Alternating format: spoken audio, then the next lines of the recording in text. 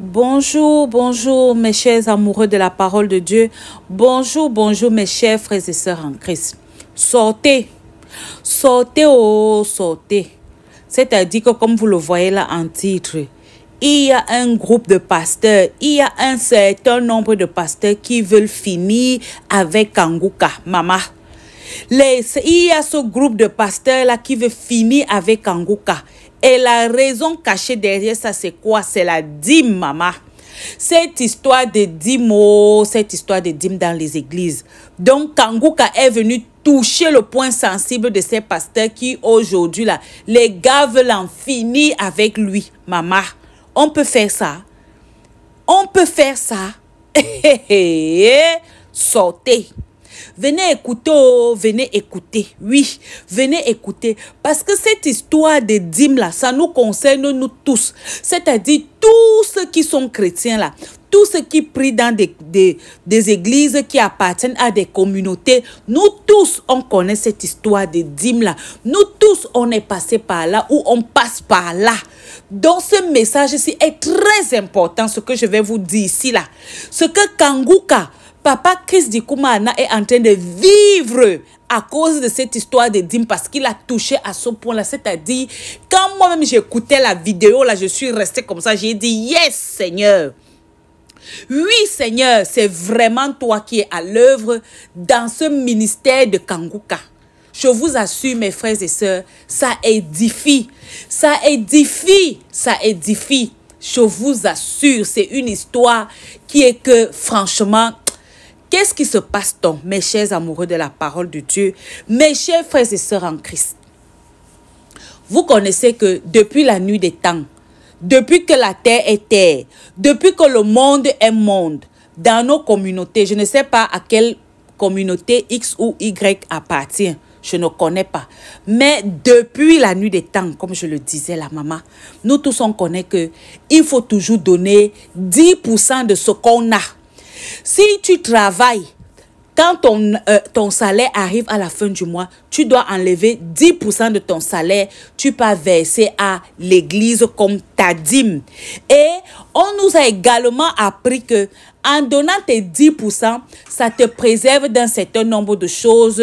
C'est-à-dire, par exemple, ce qu'on appelle le dévoreur. Le dévoreur, c'est quoi? C'est que quand tu payes ta dîme au Seigneur, il y a un certain nombre de choses qui ne peuvent pas t'arriver parce que quand tu ne donnes pas l'argent, tu peux perdre. Quand tu ne donnes pas tes 10%, tu peux perdre plus. Ce qui fait que, par exemple, d'après la doctrine que moi j'avais suivie, c'est quoi? C'est que quand tu ne payes pas tes 10%, tu vas te retrouver peut-être avec beaucoup de problèmes d'argent et tout ça. Tu dépenses plus à la fin du mois. Pourquoi? Parce que tu n'as pas payé tes 10% au Seigneur, à l'église. Et d'autres même sont allés plus loin en disant que c'est un vol. Oui, que quand tu ne payes pas comme ça, là, tu es en train de tromper Dieu. Tu es en train, oui, tu es en train de voler Dieu. Oui, qu'est-ce que c'était ça? Donc, c'est comme ça donc les chrétiens ont commencé, pour certains, parce que vous savez qu'il y a toujours des petits rebelles partout. Pour ceux qui suivent bien, qui veulent être en règle avec leur communauté, ils s'engageaient à payer la dîme chaque fin du mois. Maintenant, quand donc Papa Chris Dikoumana arrive, maman, quand ce messager de Dieu arrive, quand cet homme que Dieu a choisi pour venir nous enseigner, pour venir nous guérir, pour venir vraiment nous édifier sur la parole de Dieu, quand il arrive donc avec l'inspiration de l'Esprit Saint, c'est-à-dire la donne a changé. Je vous assure que quand j'ai suivi cette histoire de la dîme, j'ai eu la chair de poule. J'ai dit, Seigneur, donc nous tous on était là comme ça, on était aveugles, on ne voyait pas, on n'entendait pas. Ce que lui dit, si ce qu'il est en train de lire, n'est-ce pas, nous tous on voit ça dans la Bible. Pourquoi aucun d'entre nous pourquoi on n'a jamais vu ça comme ça? Pourquoi on n'a jamais pensé à ça? Mais c'est parce que quand l'Esprit Saint te touche, c'est lui qui ouvre ton cœur, c'est lui qui ouvre tes yeux, c'est lui qui te guide, c'est lui qui te permet de comprendre ce que tu lisais chaque jour sans comprendre. Il vient, il ouvre ta tête. Qu'est-ce qui se passe donc?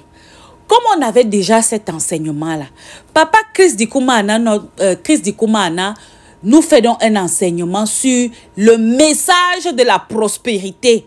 Vous savez que dans la majorité des églises, surtout les églises dites de réveil, on prêche la prospérité. Vous voyez par exemple dans une église, quand le pasteur prêche, le pasteur dit que oh, il donne les clés, il faut que les gens attrapent les clés des voitures. Tu vois comment les gens disent, je saisis cette voiture, je saisis cette maison, je contourne telle chose. Si peut-être la personne va aller peut-être demander un travail, comment ça dit que oh, je contourne par exemple tel emploi, telle société où je vais aller déposer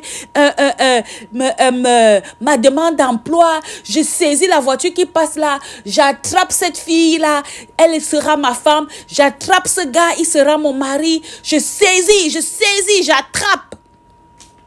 Christy Koumana nous dit donc que Papa Kangouka nous dit que ça c'est un message qui a été mal compris, mal interprété et mal enseigné aux gens. Que ce n'est pas ça. Écoutez très bien, je vous assure que mes chers amoureux de la parole de Dieu, mes chers frères et sœurs en Christ, quand j'ai suivi ça, j'ai eu la chair de poule. J'ai eu la chair de poule, c'est-à-dire que il n'y a que l'Esprit Saint qui peut inspirer de telles pensées, de telles paroles. Écoutez très bien. Il dit que ce message a été mal enseigné, mal compris et mal enseigné aux gens. C'est comme si on donne quelque chose à Dieu parce qu'on ne veut pas être puni ou bien on veut que Dieu nous donne plus. Que c'était un peu ça. C'est un peu comme si tu passais un marché avec Dieu. Donc, il nous dit donc quoi? Il nous dit, et en s'appuyant sur la parole de Dieu, il dit donc que ce message-là a été mal enseigné. Il prend donc la parole Actes. Il va dans le livre des Actes. Actes chapitre 4. On a lu du verset 31 au verset 37, mais c'était pas à pas. On lisait un peu, on décortiquait, on lisait un peu, on décortiquait. Donc, ouvrez vos Bibles, allez chercher dans vos Bibles, Acte 4, du verset 31 au verset 37. Et beaucoup plus, vous vous attardez sur le verset 35, parce que c'est là où tout a été clair. Qu'est-ce qu'il se dit donc là-bas? Il se dit que lorsque Pierre et un autre apôtre là étaient en train de marcher, c'est comme ça qu'ils ont vu donc un monsieur qui n'avait pas une facilité à se déplacer. Le monsieur là dont leur a tendu son gobelet, il demandait de l'argent. C'est comme ça que le monsieur là leur tend le gobelet que ah pardon, mettez-moi quelque chose ici là dans mon gobelet ici là. C'est comme ça que les deux apôtres se sont regardés. Ils ont dit donc à ce jeune homme là, à ce monsieur là que ah là où tu nous vois là papa, nous on n'a pas d'argent, on n'a rien sur nous là comme tu nous vois là. Tout ce que nous on peut te donner, c'est ce que Jésus-Christ nous a donné. Lève-toi et marche. C'est ce que les gars ont dit. Les apôtres ont dit à ce monsieur qui avait des problèmes pour se déplacer. Et immédiatement, c'est comme ça que ce monsieur s'est levé. Il a commencé à marcher. Il a béni le Seigneur. Il a béni l'Éternel. Donc, qu'est-ce du Koumana quand il enseigne, donc il demande que est-ce que financièrement parlant, Pierre et l'autre apôtre là, est-ce que ces deux apôtres là étaient financièrement prospères? Non. Parce qu'ils n'avaient pas d'argent, donc ils n'étaient pas prospères. Que la prospérité, bibliquement parlant, c'est ce qu'ils ont donné à cet homme-là. La santé. C'est la parole de Dieu qu'ils ont donnée. Ils ont guéri cet homme à travers l'onction de Jésus, si je peux dire ça comme ça. Je ne sais pas très bien comment je peux expliquer ça. Mais ils se sont appuyés sur les Écritures, sur la puissance de notre Seigneur et Sauveur Jésus-Christ. Ils ont donné la santé à cet homme-là. Que voilà, que si on demande aux gens maintenant que est-ce que Pierre était prospère, on va dire que non, il n'avait rien, tout ça. Mais il dit que oui, Pierre était prospère, pas financièrement, mais il était prospère parce qu'il a donné la guérison à cet homme-là. Oui, que c'est ça la prospérité. Que la prospérité, selon la Bible, de façon spirituelle, la prospérité, c'est quoi? C'est ce que tu donnes. et non recevoir. Parce que tout le monde dit, oh, je reçois, j'attrape les clés de telle voiture, je saisis tel montant, je fais ceci. Il dit que non, c'est pas ça la prospérité. La prospérité, c'est ce que tu donnes. Celui qui est prospère dans une famille, c'est celui-là qui donne, qui est toujours prêt à donner, qui est toujours prêt à aider, qui est toujours prêt à secourir. C'est cette personne-là qui est prospère dans la famille. Ce n'est jamais la personne qui a l'argent qui est prospère dans la famille. Non, que c'est ce que les gens ont enseigné, mais que c'est faux. Que quand on lit les Écritures, la prospérité, c'est ce qu'on donne aux autres. C'est ça qu'on dit quelqu'un est prospère. Il a ce don-là de donner. Il a cette capacité-là d'aider les autres et non de recevoir. Maintenant, pour poursuivre donc, parlant de la dîme, il dit donc que, toujours dans Acte 4, là, comme je vous ai dit, il faut bien lire à partir du verset 31 au verset 37. Il dit donc, il y a un passage là, comme je le soulignais là, il y a le verset 35, où on dit donc que, lorsque les gens avaient leur bien, parce qu'à cette époque-là, il y avait un réveil spirituel. Donc, il y avait des gens qui vendaient tous leurs champs, qui obtenaient de l'argent, du fruit de leur labeur et tout ça et tout ça. Et quand ils revenaient avec ça, ils donnaient la totalité. Je n'ai pas dit les 10%. Je dis la totalité. Ils prenaient ça, ils donnaient à la communauté pour que les apôtres et autres puissent partager ça. Ça revenait à tout le monde et ils partageaient ça. Bref, ils partageaient leur bien avec tout le monde. Ça permettait de manger ensemble, de faire ci, de faire ça. Que c'était comme ça que ça se passait. Et que maintenant, que quand les gens, après quand il a lui dit que beaucoup de pasteurs aiment toujours parler de Malachie. Oui! Parce que les gens parlent toujours de Malachie où on parle de 10%. Que c'est vrai, dans Malachie, on a parlé de 10%. Voici maintenant dans Actes chapitre 4, à partir du verset 31 au verset 37, plus précisément le verset 35, où on dit que ils vendaient, ils ont tout vendu, ils ont apporté la totalité de leurs avoirs, la totalité du labeur de leur travail. À l'église, on a fait tout pour que tout le monde mange. Que ce qui s'est passé dans Malachie, c'est la même chose qui s'est passé dans Actes. Vous voyez qu'il y a deux façons de donner. Il y en a qui ont donné 10%, il y en a qui ont donné la totalité. Que les 10% là, ce n'est pas une loi. Que ce n'est pas une loi. Que si c'était une loi, pourquoi est-ce que dans les églises aujourd'hui, pourquoi ce n'est que la loi des 10% là qu'on applique? Pourquoi on ne parle pas aussi, par exemple, de cette totalité-ci? Pourquoi on ne parle pas aussi, par exemple, de la loi qui dit qu'il ne faut pas manger un certain type d'aliments, qu'il ne faut pas faire ça, il ne faut pas faire ça? Pourquoi ce n'est que sur cette histoire de 10% là que les gens s'appuient? Il dit que c'est parce que ça arrange les pasteurs. Ça les arrange parce que c'est eux qui s'enrichissent. Ils s'enrichissent, ils finissent de prendre tout l'argent. On les voit rouler dans les grosses voitures. On les voit s'habiller comme, je ne sais pas trop, plus que des présidents. On les voit avoir un train de luxe qui n'a pas un rythme de vie qui n'a pas de nom. Ils sont bougrement riches. C'est grâce aux dîmes des fidèles. Que c'est grâce aux dîmes des fidèles que les fidèles doivent arrêter ça. Oui. Hein? Que c'est une histoire de quoi? C'est une histoire de quoi? Que les fidèles doivent arrêter ça parce que ce sont ces fidèles-là qui enrichissent les pasteurs. Que c'est faux. Que ce que le Seigneur demande en ce qui concerne la dîme là, ce n'est pas les 10%. Jamais de la vie. Que la dîme, c'est quoi? La dîme, c'est selon le cœur. Tu dois donner selon le cœur. C'est-à-dire que tu donnes. Tel que quand tu quittes ta maison pour aller à l'église, ce que l'Esprit Saint t'inspire de donner, c'est ça que tu donnes. On a vu des familles où les gens n'ont rien à manger, mais tu vois comment peut-être le seul poulet qui reste dans la maison, ou peut-être le seul poisson qui reste dans le congélateur, les gens prennent ça, ils partent donner à l'église. Ils reviennent, ils se regardent dans les yeux, ils n'ont rien à manger. Pendant ce temps, les pasteurs et toutes les autres personnes mangent. Eux, ils sont là, ils ne mangent pas. Que c'est faux. C'est un mauvais enseignement. Et qu'il y a dans certaines églises, vous voyez, on dit que si tu n'as pas encore payé par exemple, comment je vais dire, tes 10% si, que dans certaines églises même, quand tu n'as pas encore payé tes 10% même, ils ont un cahier, certains pasteurs ont des cahiers où ils notent. On note que hier, ce mois-ci, tel frère a donné, chaque fois que tu donnes, on coche, on coche. Le mois où tu ne donnes pas, on vient, on te demande que mes frères, on t'appelle de côté, on te demande que pourquoi tu n'as pas encore donné. Est-ce que tu travailles toujours? Dès que tu réponds, on dit que mais pourquoi tu as sauté le mois si tu n'as pas encore donné? Qu'est-ce qui se passe?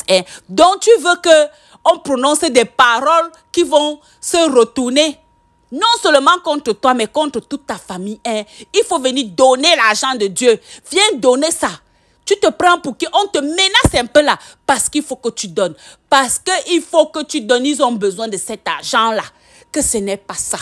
Ce n'est pas ça. Et que dans d'autres églises même, l'histoire des dîmes là, si une personne travaille peut-être dans une grande société, la personne arrive, la personne donne un gros montant, tu vois comment on commence à s'intéresser à cette personne-là. On va le prendre ou bien la prendre, on va directement la faire asseoir devant maman. On va directement faire asseoir la personne là devant. Après, tu entends 2 jours après, la personne est déjà devenue diacre. Après ça, la personne devient, je ne sais pas trop. Bien, bref, la personne occupe des hautes fonctions. Et qu'il y a même des paniers et des paniers dans les églises. On vous place ici là. Toi, il faut donner par exemple 5 000. Ici là, c'est le panier des 5 000. Ici, c'est le panier des 20 000. Là-bas, c'est le panier des 50 000. Là-bas, c'est le panier des 100 000. Ceux qui donnent 100 000 là, leur prière, leur bénédiction est maman, c'est comme la montagne. Ceux qui donnent un peu là, votre bénédiction aussi est un peu. Donc votre bénédiction est fonction de ce que vous mettez dans le panier. Il faut que ça s'arrête. Que lui, Papa Kanguka, lui Christ Dikoumana, son pasteur a très vite compris ça. Et il bénit le Seigneur pour ça parce qu'ils ont vite compris ça. Son pasteur a vite compris ça. C'est pour ça qu'ils ne sont pas dans cette histoire que 10% de dîmes. Non, non, non. Son pasteur n'est pas là-dedans. Et Papa Christ Dikoumana a dit que depuis le jour où son pasteur a compris cette histoire-ci là, leur église a été bénie. C'est-à-dire des choses qu'ils n'avaient même pas à l'église. Les gens se levaient de part et d'autre. D'eux-mêmes, de leur plein gré, ils viennent proposer ce qu'ils ont. Ils viennent dire, l'autre dit que, oh, je vais faire les carreaux. L'autre dit que, oh, je vais apporter la sono. L'autre dit que, oh, je vais apporter les micros. L'autre dit que, oh, je vais venir installer. Vous avez quelqu'un qui peut vous installer les appareils. Je vais venir installer. Donc, c'est comme ça qu'ils ont eu plus de bénédictions quand ils ont compris ce message de la dîme, de la prospérité. Que c'est là, que c'est le secret. Que voilà le secret. Qu'il faut que les pasteurs, les églises, les prêtres et autres arrêtent de piller les chrétiens. Qu'il faut arrêter ça. Les chrétiens ne sont pas les vaches à lait. Le chrétien doit donner selon son cœur. Il doit donner selon son cœur. Parce que quand le chrétien donne en disant que ah, Dieu va me rembourser, ça veut dire que le chrétien ne donne pas de manière volontaire. Il donne parce qu'il attend quelque chose. Alors qu'il doit donner en ayant une confiance aveugle en Dieu. Il doit donner par amour pour Dieu et non parce qu'il attend quelque chose de Dieu. Que la bénédiction va venir seule. Ce n'est pas que tu donnes en faisant les calculs. Que ok, si je donne 10% à Dieu, Dieu va me rembourser peut-être 100%. Que c'est pas ça. Que c'est pas ça, que ça a été mal enseigné. Maintenant, quand il a fini donc de parler comme ça là, il a commencé à dire que c'est comme ça donc que certains pasteurs donc l'ont appelé. Écoutez très bien. Il dit donc que c'est comme ça qu'il est là comme ça, il reste. On l'appelle pour lui dire que ah, qu'est-ce qu'on vient d'entendre? Pourquoi est-ce que tu prêches sur la dîme? Pourquoi est-ce que tu fais ça? Il fallait toucher à tout sauf à la dîme. Tu peux parler de la dîme. Tu veux que nous on vive de quoi? Toi tu veux qu'on vive de quoi? C'est comme ça que Papa Kanguka leur demande que donc vous vivez de la dîme et puis dit que oui, on vit de la dîme, c'est ça. Nous on vit de la dîme et tout ça. Dit que en tout cas, moi, je ne suis pas là pour gâter votre gombo. Je suis juste là pour prêcher ce que le Seigneur dit dans sa parole. À vous de comprendre ou de ne pas comprendre. Je n'ai pas indexé quelqu'un. Je n'ai pas dit le nom de quelqu'un. Donc, vraiment, laissez-moi tranquille, maman. Et c'est comme ça que Papa Kanguka dit que un jour comme ça, là, il dormait. Maman, c'est comme ça qu'il fait donc un rêve. Il fait un rêve et dans ce rêve-là, le Seigneur lui montrait comment il y avait un groupe de gens. Maman, un groupe de pasteurs. Les gars étaient en train de prier. Je crois que c'était un groupe de gens ou de pasteurs. Bref, c'était un groupe de pasteurs, de gens. Les gens la priaient. Les gens la jeûnaient. Ils s'étaient mis en jeûne pour que lui, Papa Kangouka, il dise au revoir à la terre et qu'il aille retrouver ses ancêtres. Il dit que quand il s'est levé, il dit que comment les gens peuvent prier pour que lui, il parte retrouver ses ancêtres? C'est quel genre de jeûne ça? C'est quel genre de prière, maman?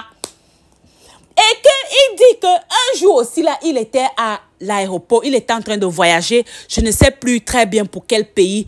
Il voyageait comme ça, il voyageait. C'est comme ça qu'il arrive à l'aéroport. Là-bas, à l'aéroport, il y a donc un jeune homme qui le reconnaît. Le jeune homme là lui dit que, ah, c'est pas vous, Papa Kangouka, Chris Dikoumana. Il dit que, ah, c'est moi. Le monsieur là lui dit que, ah, tu es encore ici, là, sur la terre des vivants, si. Chris Dikoumana lui dit que mais je ne suis pas là que pourquoi tu veux précipiter mon départ. Je vais uniquement partir à l'heure où Dieu va vouloir que je parte. Ce n'est pas encore mon heure, ce n'est pas encore mon heure. Dieu n'a pas encore décidé et c'est lui seul qui tient ma vie entre ses mains. Aucun être humain ne tient ma vie entre ses mains. Il n'y a que Jésus-Christ de Nazareth, le véritable Dieu, qui tient ma vie entre ses mains. C'est comme ça que le gars là, Papa Kangouka dit. Donc vous voyez un peu ce qui se passe avec cette histoire de dîmes que comme il a touché à ce volet-là, voilà les menaces qu'il reçoit. Voilà ce que les gens et les autres pensent. Maman, Chris Dikoumana ne doit rien à personne. Il est juste venu prêcher ce que nous tous on voit depuis dans la Bible sans voir. Ce que nous tous on lit dans la Bible sans lire. Le Seigneur a ouvert ses yeux. Il est venu prêcher. Il a dit ce qu'il a lu dans la Bible. Il n'a pas inventé quelque chose. Il n'est pas allé prendre ça quelque part. Donc, mes chers frères et sœurs en Christ, voilà le message de Papa Kangouka. Voilà le message de Chris Dikoumana sur la dîme. Ce qu'un chrétien doit faire par rapport à la dîme. À bon entendeur, salut, shalom.